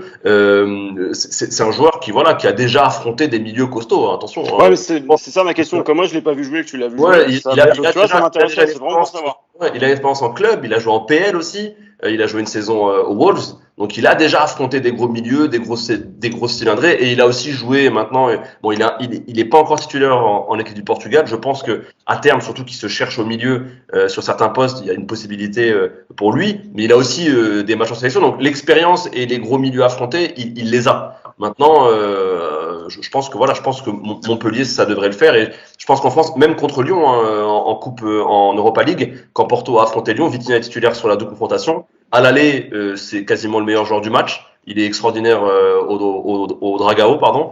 Et à Lyon, c'est lui aussi qui sonne la charge pour le retour de Porto. Donc, il a affronté. Je pense qu'il est L1 compatible en tout cas au niveau du mitard, quoi. Cool. D'ailleurs, juste pour rebondir, il avait dit qu'il avait progressé dans ce domaine avec Sergio Conceição, parce que Sergio Conceição, c'est quand même un entraîneur qui demande et beaucoup d'intensité et du combat. Et la deuxième chose, pour répondre à JB aussi là-dessus, c'est que moi, je répète souvent, c'est aussi une question d'état d'esprit. Quand vous prenez Modric, il fait pas 1m90, 85 kg.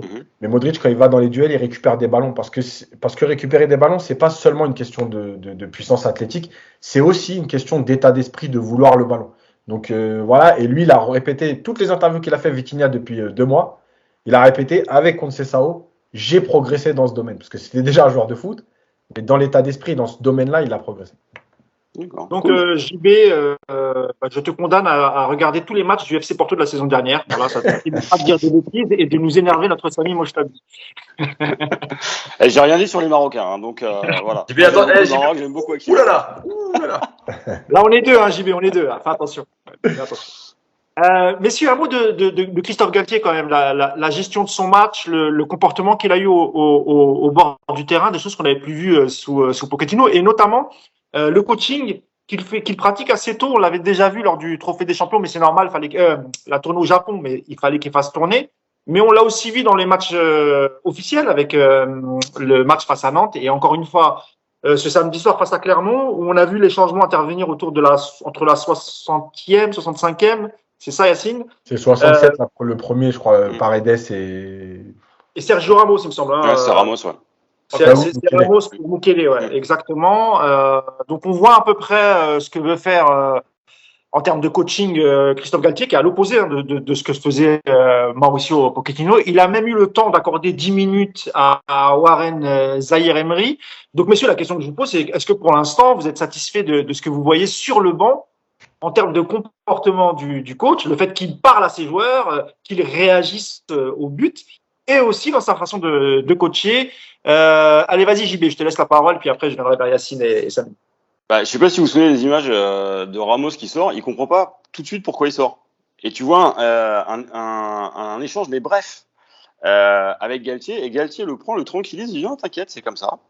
Chacun a besoin de temps de jeu, et tu le vois lui expliquer. Je n'ai pas ce souvenir avec Mauricio, hein, notre grand ami à tous. Bah non, il n'y a pas de changement, donc voilà. En fait, il fait rentrer des jeunes. Il n'y avait pas besoin. Voilà. Les gars, on peut arrêter le podcast sur la punchline de Samy, les gars. Donc, non.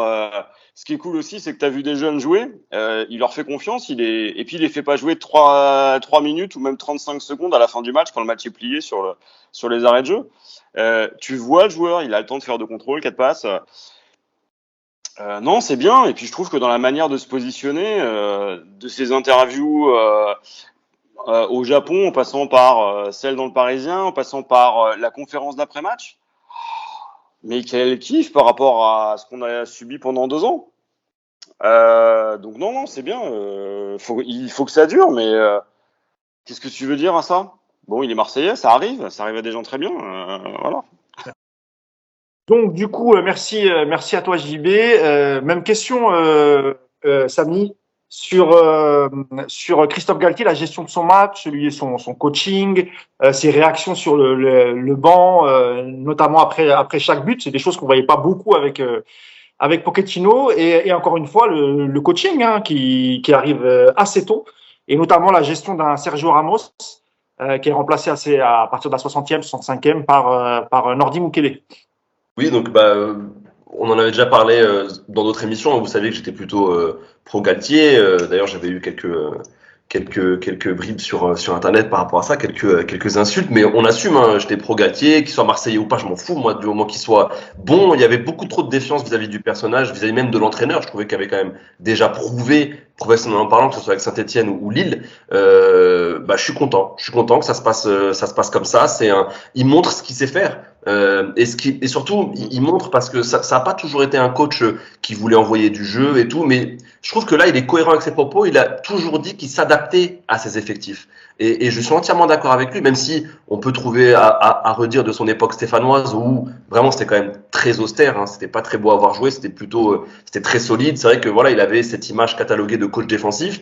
Et avec Lille, il s'était adapté avec un effectif plus jeune, plus offensif, avec des joueurs qui offraient plus de possibilités sur le front de l'attaque. Et il l'avait prouvé, il avait envoyé du jeu intéressant, je trouve, avec Lille, que ce soit en Ligue des Champions ou en championnat, où il a quand même été champion devant le Paris Saint-Germain. Ce n'est pas rien aujourd'hui. Donc voilà, je suis pas surpris. Et au niveau de son charisme et de sa poigne qu'il pouvait avoir sur le groupe, pareil, pas surpris. C'est quelqu'un qui en impose, qui a du charisme. Il a tout ce qu'il faut pour réussir à ce poste. Il est en train de le prouver. Espérons que ça dure. Tu l'as dit au niveau des changements. Franchement, sortir Ramos, moi, je suis entièrement d'accord avec ce choix. Tu gagnes, c'est large, c'est un joueur de 36 ou 37 ans, tu dois le ménager. Tu sais que la saison dernière, ça avait été défaillant au niveau physique. Tout est parfait. Dans le choix Ramos, tu fais rentrer Mukiele pour ses premières minutes en championnat avec le Paris Saint-Germain à un poste de troisième défenseur à droite, défenseur central. C'est parfait. Et le fait que Ramos soit pas content, c'est normal aussi. Il y a pas eu d'esclandre, il y a pas eu de et voilà, on sait que Galtier a dû mettre les choses à plat avec son joueur et rien que ça pour moi c'est symbolique et ça montre que Galtier aujourd'hui il est à sa place au Paris Saint-Germain. Il y a encore 3-4 ans, on aurait fait des blagues mais Galtier il va dire quoi à Ramos? C'est son coach aujourd'hui. Et c'est ça qui a changé au Paris Saint-Germain, c'est que maintenant il y a un vrai entraîneur, un entraîneur qui sait imposer ses choix. Maintenant, moi, j'ai hâte de voir quand il sortira un Mbappé, quand il sortira un Neymar ou un Messi, parce qu'il le fera. Je le sens déterminé dans cette optique-là, mais c'est pas négatif. Attention, il le fera pas pour faire chier. Il le fera pour le bien de l'équipe. Et ça fait tellement de bien un entraîneur qui fait des choses pour le bien de l'équipe et non pas pour le bien d'un seul joueur. Ça, c'est très intéressant. Samy Mouchtabi qui a 2 doigts de lancer le hashtag Galtier magique. Hashtag fête Galtier. Cri, je t'aime. Pas mal ça. Merci pour ton enthousiasme et ta joie de vivre. On voit que tu es d'origine marocaine, mon ami. C'est bien. Oui. Contrairement aux Algériens. Non, ne disons rien, il y a Yacine. Bon, c'est pas grave. Arrête, tu vas l'énerver. J'aime bien le taquin, Yacine, c'est normal. Yacine, la parole est au procureur. Toi qui as toujours voté, tu as fait des campagnes pour faire venir Christophe Galtier au Paris Saint-Germain. Encore une fois, tu avais vu juste Yacine. Voilà. Non, blague à part Yacine sur le comportement de Galtier, sur le coaching. Et puis après, vous me direz aussi un mot rapidement avant qu'on passe au mercato sur l'entrée en jeu, notamment des 10 minutes pour Warren Zaïre-Emery et aussi ce que vous avez pensé de l'entrée d'Hugo Ekitike. Mais on va d'abord parler de Galtier avec Yacine. Alors déjà, Galtier, il serait gentil de nous prévenir quand il fait tout ça, parce que nous, on n'est plus habitués et j'étais à 2 doigts de faire un malaise devant ma télé. D'accord? Parce que quand j'ai vu le panneau à la 67e, j'ai dit, tiens, il y a un truc qui ne va pas. Qu'est-ce qui se passe? Il y a un changement à Clermont, qu'est-ce qui se passe? Donc, évidemment que, voilà, pour l'instant, et ce que j'ai écrit dans le papier, c'est que pour l'instant, il lie les paroles aux actes. Et je crois que c'est ça le plus important. Parce qu'on a été pris pour des cons pendant 18 mois et que voilà, il y a eu un discours en début de saison et en fait nous on a juste envie d'attendre 2 choses. Il a dit lui-même que le PSG pouvait pas gagner sans donner du plaisir, sans offrir du spectacle et tout parce que c'est le PSG. Pour l'instant on le voit Et il a dit que, alors en plus, en période de Coupe du Monde, il n'hésiterait pas à faire des choix pour le bien de l'équipe, ce qu'a dit Samy exactement. Et pour l'instant, il est fait. Voilà. Donc, écoute, nous, on a juste envie de ne pas être pris pour des cons et de reprendre du plaisir. C'est déjà un bon début. Donc voilà. Moi, je pense qu'il y a tout. Voilà, il y a tout, comme l'a dit Samy, le choix de Ramos, le choix de Zahir Emery, d'offrir autant de jeu au bon moment. Voilà, le score est plié. C'est le bon moment pour donner les premières minutes à Ekitike. C'est le bon moment pour donner les premières minutes à Mukele. Voilà, là où, désolé, on est obligé de comparer parce que c'est le début de saison, là où Pochettino aurait fait rentrer Gay Herrera et Icardi. Alors, Icardi, non, parce que là, il était à Ibiza. Il avait autre chose à faire. Mais voilà, c'est la différence, c'est tout. Euh, Maintenant, encore une fois, parce qu'on est obligé de le dire, pas parce qu'on est des pisse froids, mais parce qu'on a tellement pris des tartes avec ce club, on va attendre que ça dure. Pour l'instant, j'ai envie de dire, voilà, la lune de miel, elle est parfaite. Voilà, tout se passe bien, c'est super, tout le monde est content, les joueurs ont le sourire, ça joue bien, ça marque des buts, ça prend pas de buts, les changements sont faits au bon moment, les jeunes ont du temps de jeu. Pour l'instant, tout est parfait. Voilà, maintenant, on va attendre que ça dure, mais en tout cas, c'est bien que ça démarre comme ça. Voilà, ça aurait pu démarrer avec deux victoires à l'arrache, 1-0, où on se faisait chier. C'est pas le cas, donc c'est très bien comme ça. Et l'accent marseillais en conférence de presse, ça passe, c'est bon? Ouais, On valide. Par contre, je ne ferai pas d'imitation, je préviens d'avance. Je ne ferai aucune imitation avec l'accent marseillais. Sûr qu'il en sûr qu'il va en faire une durant la saison, obligé. Non, mais parce qu'il faut savoir, Samy, que Yacine a des dons d'imitateur, et notamment, il imite très bien Leonardo, l'ancien directeur sportif. Voilà, mais depuis qu'il a fait sa première imitation, monsieur est timide, veut plus la refaire, alors que le peuple réclame des imitations de Leonardo de Yacine Hamlet. C'est comme ça, il a pris la grosse tête. Voilà, on connaît l'individu. Est-ce que vous voulez dire un mot quand même? Alors, sur Zahir Emery, ça va être difficile parce qu'il a joué 10 minutes, donc ça va être un peu compliqué. Mais sur Hugo Ekitike, c'est sa première apparition sous le maillot du Paris Saint-Germain. Est-ce que vous voulez dire un mot, messieurs? Il a joué 25 minutes, Yacine, c'est ça? 20-25 minutes? Non, il est rentré à la 77e. Hein. Ouais. Un petit quart d'heure. Il joue 15 minutes. Ouais, grosse 20 minutes. D'ailleurs, un peu déçu, moi j'aurais voulu le voir beaucoup plus tôt. C'est un joueur que j'apprécie. Hein. On marque pas 12 buts à 18 ans en Ligue 1 sur sa première saison en Ligue 1. Par hasard, je pense. Hein. Je pense que c'est un joueur de qualité et qu'on sera agréablement surpris par ce petit bonhomme. Il a tout ce qu'il faut. Maintenant, à voir comment il s'intègre dans le moule parisien. Mais je pense que si tu as réussi à performer avec El Bilal Touré à côté de toi sans lui manquer de respect, je pense que tu réussiras à le faire avec le matériel dont tu disposes au Paris Saint-Germain. Donc hâte de le voir. Je pense que c'est un très bon transfert, même si c'est peut-être un peu cher, mais vu la valeur que peut prendre le joueur sur les années futures, ça peut être une belle plus-value. Non, franchement, j'ai hâte de le voir débuter. Il a tout. Il a le physique, il a la tête, je pense. C'est important, très important dans le foot moderne.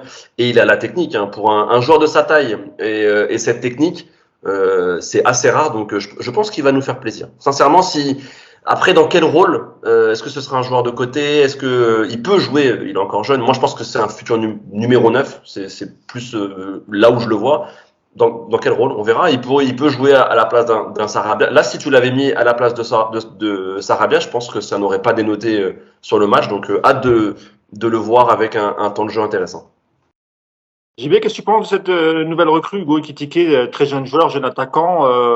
Est-ce qu'il y a aussi dans l'idée du Paris Saint-Germain, j'en avais déjà parlé lors du dernier podcast, d'essayer d'anticiper le départ dans quelques années de Kylian Mbappé, de miser sur la nouvelle dire pépite, j'aime pas trop ce terme-là, mais voilà, c'est comme l'a dit Samy, mettre 12 buts, c'est ça, Samy, en Ligue 1 la saison dernière à son âge, voilà, c'est pas anodin. Qu'est-ce que t'en penses, toi, JB, de cette recrue et de ses premières minutes sous le maillot du PSG?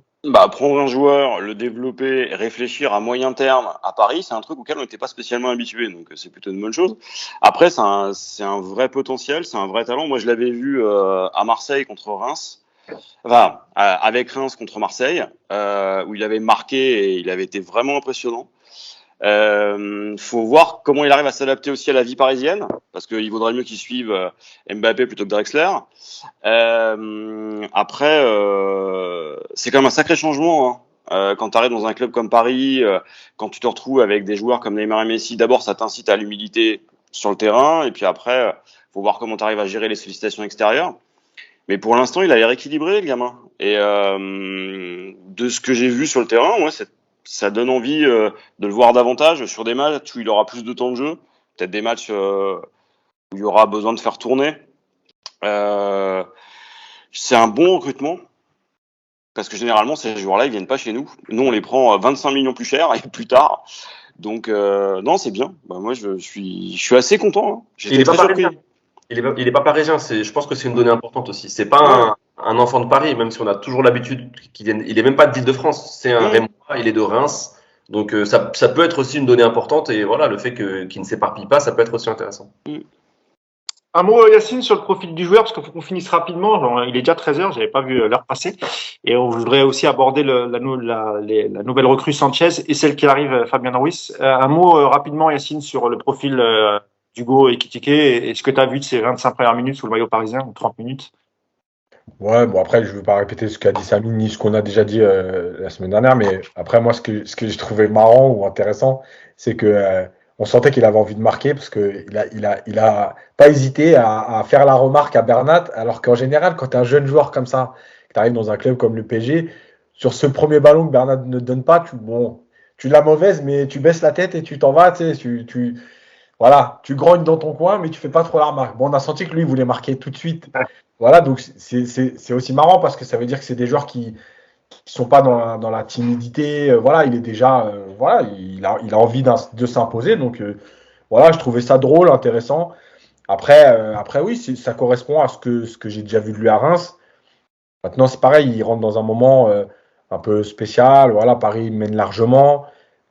C'est compliqué à ce moment-là parce que tu sais pas s'il est là pour s'inscrire dans le collectif ou aussi pour aller chercher son but pour bien démarrer son aventure. Voilà, c'est bon.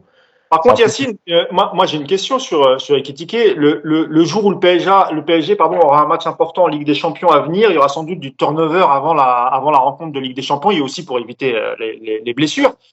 C'est un joueur aussi qui peut changer un peu la morphologie du jeu du PSG lorsqu'il sera titulaire et qu'il aura peut-être pas autour de lui Mbappé, Neymar, etc.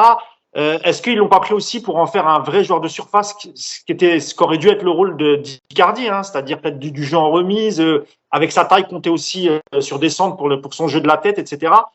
Est-ce qu'il y a aussi un peu dans l'idée de changer un peu la morphologie du jeu quand t'as pas tes joueurs stars devant et mettre un joueur qui a vraiment des capacités de buteur de surface, quoi. Ouais, mais je pense que ça fait partie de ce qu'on a dit depuis le début là, de la cohérence du recrutement. Ça veut dire que il y a un style de jeu, il y a un système, mais après, il y a des évolutions dans ce système. Tu vois, par exemple, quand tu vas jouer avec Mbappé, Messi, Neymar et Hakimi, Mendes sur les côtés, évidemment que tu vas pas avoir 50 centres parce que c'est pas des joueurs qui sont à la réception des centres. Par contre, oui, avoir ce qui aurait dû être Icardi, puisqu'il a plus envie de jouer au foot, ce sera Ekitike. Donc ça peut être ce rôle-là qu'on va lui demander tranquillement d'intégrer pour se donner une nouvelle facette, en sachant qu'il sait déjà faire autre chose. Donc lui apporter ça en plus, mais en lui apportant ça, tu vas apporter en fait au jeu de ton équipe, d'être à la réception des centres, d'être un joueur de pivot, de remiser. Voilà, même si encore une fois, hein, il sait déjà le faire, mais c'est pas sa qualité première. Par exemple, le jeu de tête, c'est pas sa qualité première malgré sa grande taille. Donc voilà, je pense que oui, il y a une vraie idée de polyvalence et de chercher dans tes principes de jeu avoir une ou deux variétés qui peuvent t'amener quelque chose. Bon, je pense qu'on a fait le tour hein, pour le débrief du match. Il nous reste 5 minutes, messieurs. Je voulais qu'on parle un peu de Sanchez, mais on n'aura pas le temps, donc on en parlera le podcast suivant. Juste vous dire que c'est officiel, qu'il a signé pour les 5 prochaines saisons au Paris Saint-Germain. Le prix du transfert, il me semble, ça doit être 10-12 plus quelques bonus pour atteindre les 15 millions d'euros. On reparlera dans le prochain podcast du rôle qu'il pourra apporter dans ce milieu de terrain, tout en sachant qu'il faut aussi dégraisser de ce côté-là et que pour l'instant, Herrera est toujours là, Ganagay est toujours là, Leandro Paredes est toujours là. Mais on en reparlera. 30 secondes, parce que je sais que tu es pressé, mais par rapport au loft, au fameux loft, et ces gens qui te disent faut licencier les joueurs, donner leur argent, juste préciser, ce n'est pas possible, mais pas qu'en termes de d'oseille. C'est-à-dire que quand tu vas licencier des joueurs, tu les payes tout de suite, Parce qu'évidemment, ils vont pas te dire, eux, bon, ok, vas-y, donne-moi 10 millions dans 2 ans, je vous fais cadeau. Ils vont pas te faire de cadeau. Donc, il faut tout payer tout de suite. Et si tu payes tout de suite, ça rentre dans ton bilan comptable de l'année. Donc là, il y a encore pratiquement, si tu vires les 4, 5 joueurs, tu dois être autour de 60 millions à donner. En fait, le PSG ne peut pas faire ça. C'est juste à comprendre que c'est pas une question d'envie. C'est une question de règlement. Il y a le fair play financier. Tu peux pas donner 60 millions. Ça tombe dans ton bilan comptable de cette année. Et quand on voit qu'ils se sont fait critiquer justement par rapport à tous ces calculs-là, mais évidemment qu'ils peuvent pas donner 60 millions aux joueurs. Ce serait trop facile de dire, allez, tenez, prenez, cassez-vous. Bah oui, tout le monde aimerait ça. Mais ils peuvent pas le faire. Voilà, il faut bien le comprendre. Merci As pour ces précisions. Dernier sujet, messieurs, je voulais avoir votre avis sur le prochain recrutement d'un milieu de terrain. Il semblerait que le Paris Saint-Germain soit assez proche de recruter le milieu de terrain qui appartient au Napoli, Fabian Ruiz, milieu de terrain espagnol, ex-joueur de Séville, Betis Séville, hein, c'est ça. Betis, ouais. Alors, on nous avait appris cette semaine dans la presse que le PSG souhaitait recruter encore un milieu de terrain, mais cherchait plutôt un profil athlétique. Il semblerait que la piste ciblée était un ancien joueur ayant évolué en Ligue 1 et qui joue aujourd'hui à l'étranger. On avait tweeté avec le compte Paris United, il y avait quelques profils qui ressemblaient, notamment Sangaré, l'ex-Toulousain qui joue aujourd'hui au PSV Eindhoven. Il semblerait que la piste était celle-ci avant que Sangaré prolonge avec son club. Et c'est pour ça que Luis Campos se serait dirigé vers Fabian Ruiz. On apprend que c'est un joueur qu'il suit depuis longtemps et qu'il apprécie beaucoup. Joueur très technique, milieu de terrain, plus à l'aise peut-être dans un milieu à 3, même si j'ai lu à droite à gauche qu'avec le Napoli, il avait aussi évolué dans un de pivot, ça lui est arrivé. Alors, je sais pas si c'était au Napoli ou à Betis. À Naples, il a joué en double pivot. Alors, voilà. Donc voilà, ça, il viendrait s'ajouter à Vitinha, Danilo Pereira, Marco Verratti. Je parle des joueurs qui ne sont pas dans le loft, évidemment. Ma première question à Samy. Alors, on essaye de faire court. Est-ce que selon toi, c'est une bonne idée la piste Fabian Ruiz pour le PSG, Samy?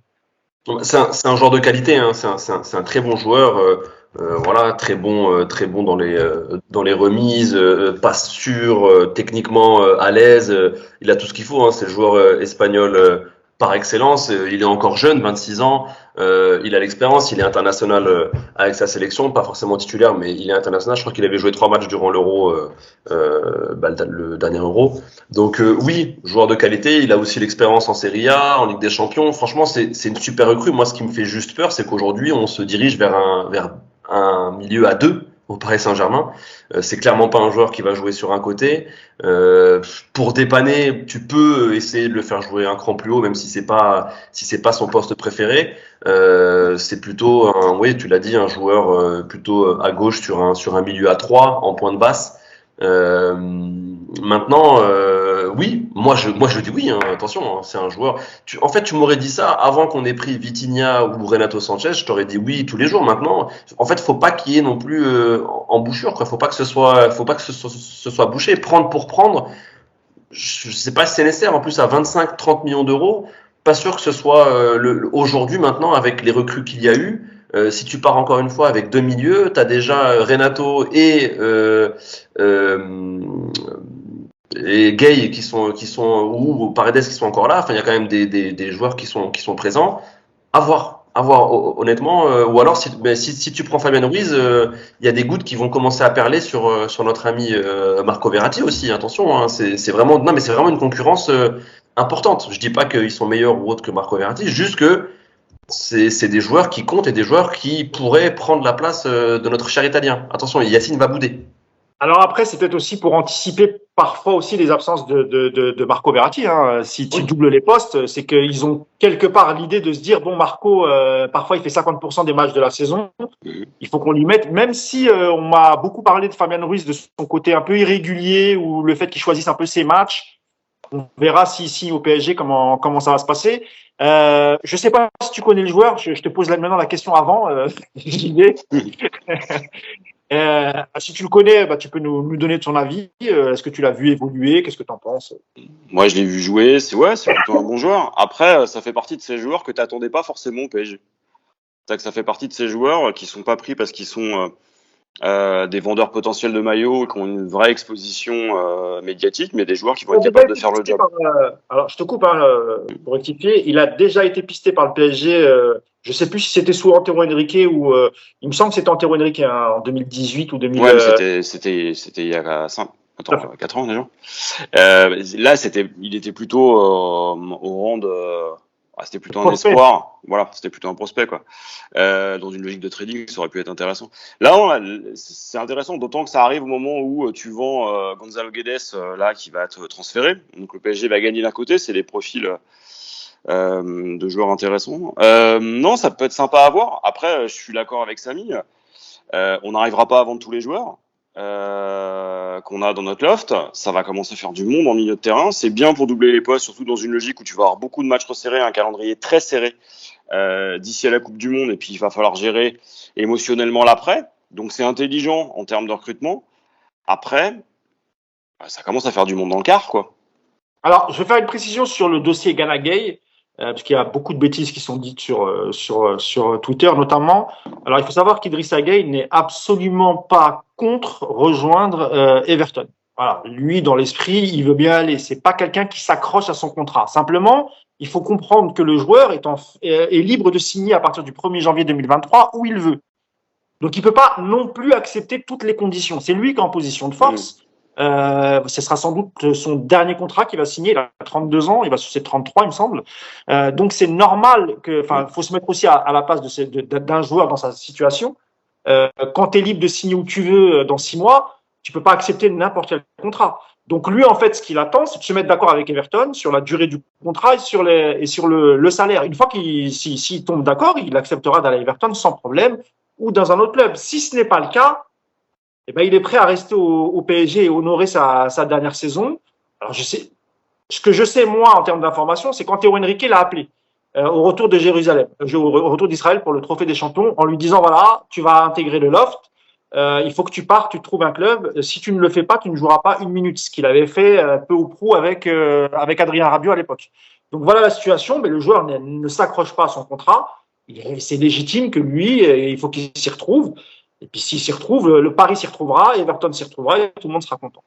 Donc voilà, et je pense que pour Paredes, il y a des solutions, il y a notamment la Juve, etc. Donc voilà. Yacine, sur le profil du joueur, est-ce que tu peux nous dire à peu près, rentrer dans les détails, rapidement si possible, Yacine, voilà, quel type de joueur c'est, ce qu'il va apporter au milieu du PSG? Et est-ce qu'il n'y a pas aussi dans l'idée de Galtier parfois de repasser peut-être un milieu à 3 lorsque l'équipe sera en difficulté? Est-ce qu'il n'y a pas aussi un peu de ça? Alors, sur le profil, c'est technique, bonne frappe de balle, notamment enveloppée, pas frappe. Et ensuite, c'est. Samy, on l'a fini dans 2 minutes, t'inquiète pas. Et voilà. Après, il y a plusieurs choses. Il y a la polyvalence, encore une fois, le fameux joueur polyvalent. Il y a cette idée de dire, en fait, il y a 4 milieux qui sont capables d'à peu près tout faire. Parce que dans leur formation, même Renato Sanchez, en fait, tu as des joueurs qui sont capables de jouer en 6, donc Verratti, Sanchez, Vitinha même, un peu plus haut. Donc en fait, il y a cette polyvalence. Il y a 4 joueurs pour 2 postes, avec le nombre de matchs qu'il va y avoir, la Coupe du Monde. Il y a Zaïre Emery aussi. Ouais, Zaïre Emery, bien sûr, qui va être le 5e, mais voilà. Et Danilo. Et il y a. Ouais, mais Danilo, il peut jouer en défense centrale. Donc, tu vois, encore une fois, il y a tous ces joueurs polyvalents qui peuvent occuper plusieurs postes. Et puis, il y a Galtier qui a dit aussi, dans la fameuse interview aux Parisiens, c'est la seule petite nouveauté, entre guillemets, c'est de dire, voilà, je ne m'interdis pas, à un moment donné, de devoir renforcer le milieu de terrain avec un 3e joueur. Voilà, alors ça peut être en début de match contre certains adversaires, ça peut être en cours de match, de sortir un des attaquants pour faire entrer un 3e milieu un peu plus travailleur ou pour garder le ballon suivant le scénario du match. Donc en fait, on est là-dessus. Et moi, j'ai envie de dire, ok, dans l'absolu, par rapport à la description de base, le fameux 6, athlétique, etc., c'est pas ça. Mais en fait, c'est archi cohérent avec ce que tu as fait. C'est-à-dire qu'au lieu d'avoir un Verratti, et si tu n'as pas Verratti, tu as un joueur d'un autre profil, par exemple Danilo, que tu vas mettre en 6, en fait, là, le PSG a décidé d'avoir des joueurs qui se ressemblent. Voilà, tu n'as pas Verratti, mais tu ne perds pas en qualité technique parce que tu as Vitinha ou tu as Ruiz. Voilà, donc, tout est cohérent en fait dans ce qui se fait. Et d'après ce qu'on lit aujourd'hui, c'est qu'il y a une vraie réflexion en se disant finalement Danilo peut être ce joueur puissant, costaud. Donc est-ce on a besoin d'un deuxième puisqu'on a décidé qu'on allait avoir le ballon et qu'on allait jouer.